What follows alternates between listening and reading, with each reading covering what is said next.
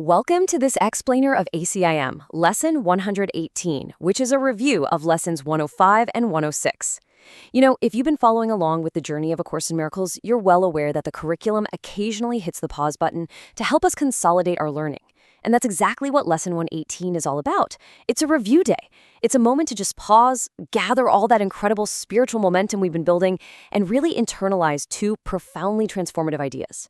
So today, we aren't learning a brand new concept. Instead, we're taking existing truths and carving them deeper into our daily awareness so they actually become our default way of thinking. So here are the two specific review lessons we are mastering today. 105, God's peace and joy are mine. And 106, let me be still and listen to the truth. Okay, let's just dive right in and unpack exactly what they mean for us. Unpacking Lesson 105. To really get the most out of this, let's look at the actual source text. It says, "Today I will accept God's peace and joy in glad exchange for all the substitutes which I have made for happiness and peace." I want you to just let that poetic language wash over you for a second. It's proposing a trade, right? It's acknowledging that we have been settling for lesser things we totally made up ourselves, and it's asking us to finally just accept the real thing. And this brilliantly illustrates the core conflict we face every single day. On one hand, we have the substitutes. Think about your everyday life. These are the external things we're constantly chasing. The next big promotion, social status, hoarding money, or honestly just endless external validation from other people. The text is telling us we made these things as stand-ins for happiness, but they're so fragile. They can be taken away in an instant. On the other hand, we have true peace and joy. And this isn't dependent on what happens at your job or what somebody said to you this morning. It's an internal stillness. It's a universal truth that just stays constant no matter how chaotic the circumstances buzzing around you might get. What I absolutely love about this lesson is how it phrases it. It calls this a glad exchange. This is absolutely crucial to understand. Letting go of those ego-driven pursuits, releasing our tight grip on trying to control everything around us, it is not a sacrifice. You aren't losing anything of real value. You are literally trading a heavy, exhausting burden of anxiety for lasting happiness. It's like trading a heavy backpack full of rocks for a pair of wings.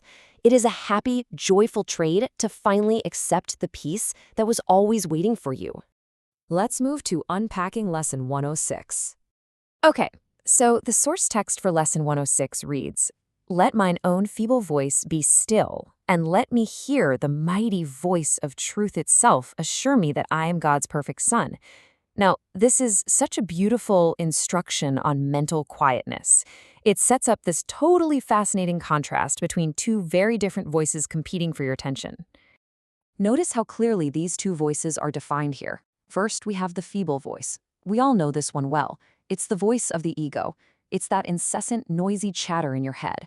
It's the voice worrying about tomorrow, agonizing over yesterday, judging people, and constantly questioning your own worth.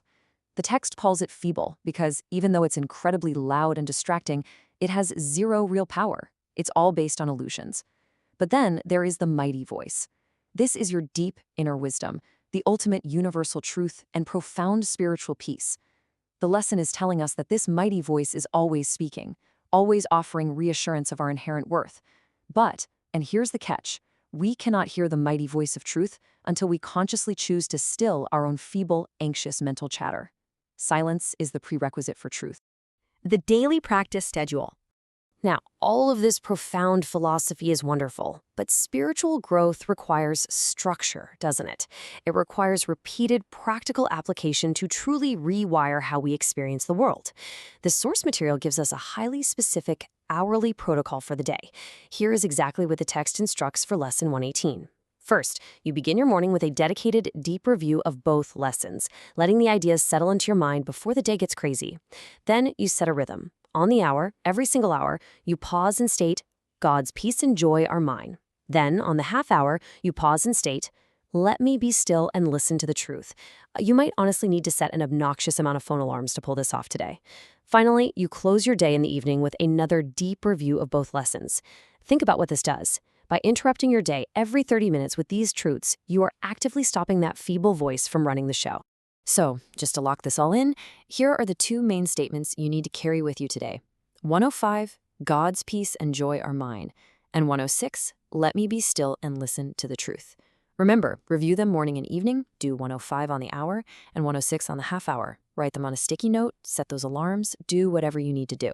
And hey, if you found this breakdown helpful for your practice, please take a quick second to like this explainer and subscribe to the channel so we can keep making these source materials accessible for you. I want to leave you with a final thought as you head into your practice today. The source text has offered you a glad exchange. It promises that the mighty voice of truth is just waiting to reassure you of your absolute worth. So the question is, will you choose to trade your restless, exhausting substitutes for true peace? And will you quiet your mind enough to actually hear it today? The choice, every hour and every half hour, is entirely yours. Thanks so much for joining me on this explainer, and have an amazing practice today.